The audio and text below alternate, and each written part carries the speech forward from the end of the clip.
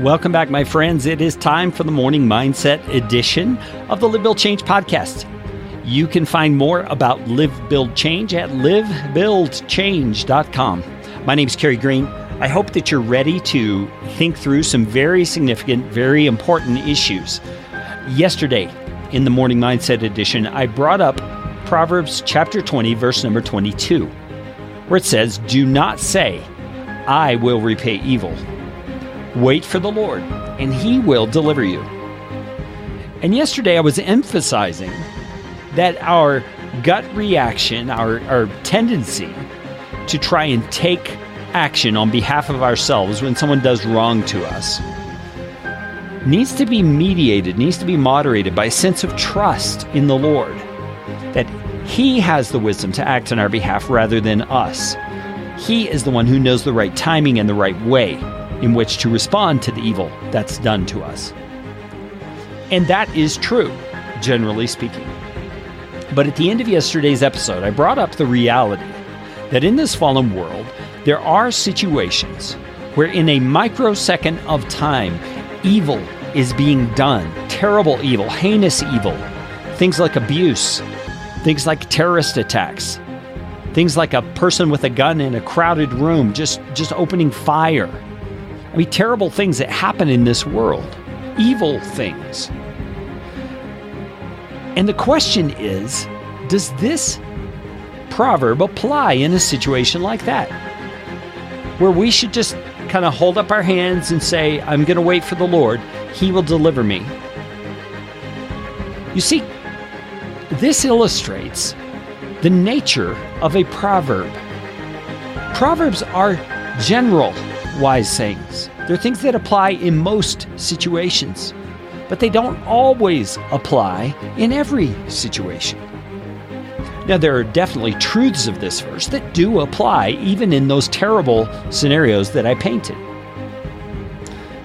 You see, when evil's going on, some response is needed. God is still involved. He is involved in the deliverance. He is giving wisdom, but sometimes He gives that wisdom to a person right in the midst of the situation.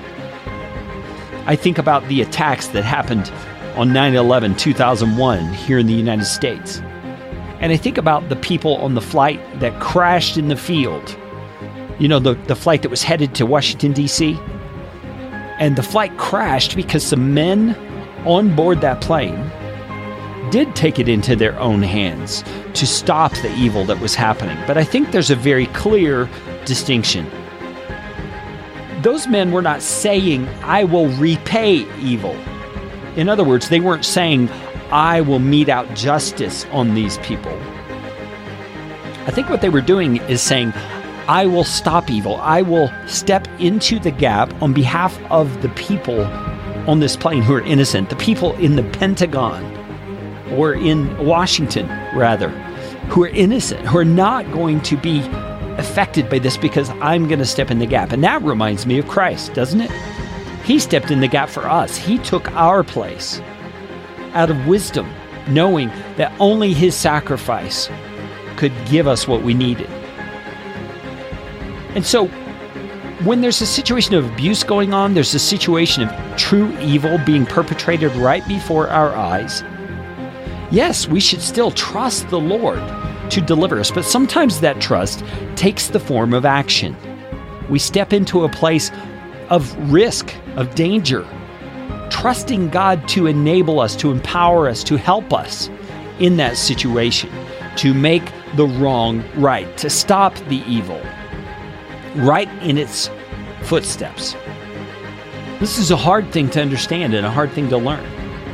But in it all, we trust God to enable and help us. I don't know how helpful that is on a practical level for what you're facing today, but I hope that when the time comes, you'll be able to trust the Lord when evil comes your way, and you can rest in Him. Let's talk more tomorrow on The Morning Mindset from Live, Build, Change.